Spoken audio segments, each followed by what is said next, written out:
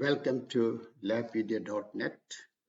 आज हम आपको जो है INR के बारे मुख्तसर उसके बारे इंफॉर्मेशन देना चाहूँगा। INR का मतलब बनता है इंटरनेशनल नॉर्मलाइज्ड रेशो। सबसे पहले इसके लिए जो ब्लड सैंपल है वो बिल्कुल जिस तरह आप सैंपल PTT या APTT के लिए लेते हैं उसी तरह इसके लिए सैंपल लेंगे, या फिर आप ये कर सकते हैं कि 1.8 ml ब्लड लेके उसके अंदर 0.2 ml ESR सोल्यूशन मिला लें, तो उसके ऊपर भी ये टेस्ट किया जा सकता है। तो अगर डेफिनेशन अगर हम कहें तो INR की डेफिनेशन ये है कि जो पेशेंट का प्रोथ्रम्बिन टाइम है उसका और divided by the normal mean PT time, तो उसको हम कहते हैं इंटरनेशनल सेंसिटिविटी इंडेक्स। इंडिकेशन क्या है इसकी? INR की बेसिकली तो इंडिकेशन ये है, या तो अब आप वारफेन थेरेपी ड्रग थेरेपी दे रहे हो या किसी को ब्लीडिंग प्रॉब्लम हो तो उसमें हम INR एडवाइस करते हैं।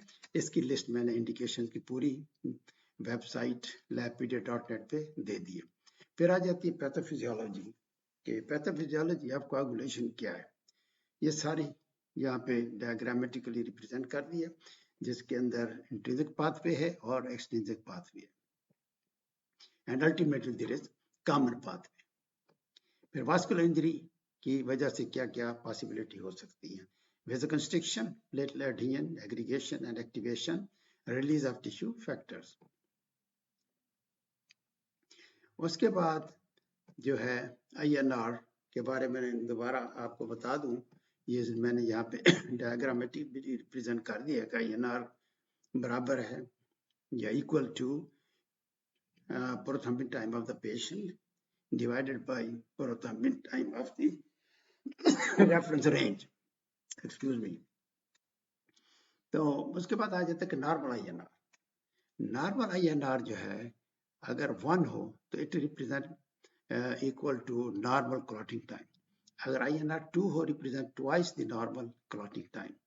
फिर उसके बाद INR की जो वैल्यू है वो है इन वेरियस डिजीजेस, जैसे DVT patient on warfarin treatment पे अगर हो एक्सक्यूज मी तो उस पर आप रिक्वायर्ड रेंज रखेंगे 2.0 to 3.0, DVT prophylaxis 1.5 to 2.0, atrial fibrillation के अंदर आप INR रखेंगे 2.0 to 3.0, और पल्मोनरी एम्बोलिज्म में 2.5 to 3.5 काफी ज्यादा रखना पड़ता है।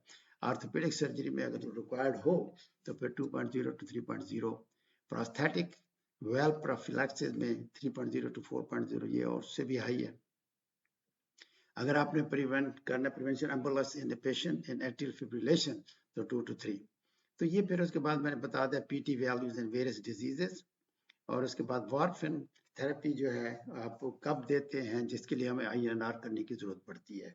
तो वारफेरिन थेरेपी हम देते हैं deep vein thrombosis, atrial fibrillation, pulmonary embolism, replacement of the artificial valves, some cases of heart failure. उसके बाद मैं आपको ये बताना चाहूँगा कि INR अगर 5.5 से ज़्यादा हो तो it is alarming sign, then you have to stop the treatment. जो वारफेरिन थेरेपी आप दे रहे हैं उसको आप फौरन आपको बंद करना पड़ेगी। तो ये एक ब्रीफ समरी थी अबाउट INR। तो आप हमारी ये पूरी तफसीलात जो मैंने आपको बताई हैं हमारी वेबसाइट labpedia.net पर देख सकते हैं। और आपका टाइम और मुझको सुनने का बहुत बहुत शुक्रिया। आपको अल्लाह खुशियाँ दे और खुश रखे, and thank you very much.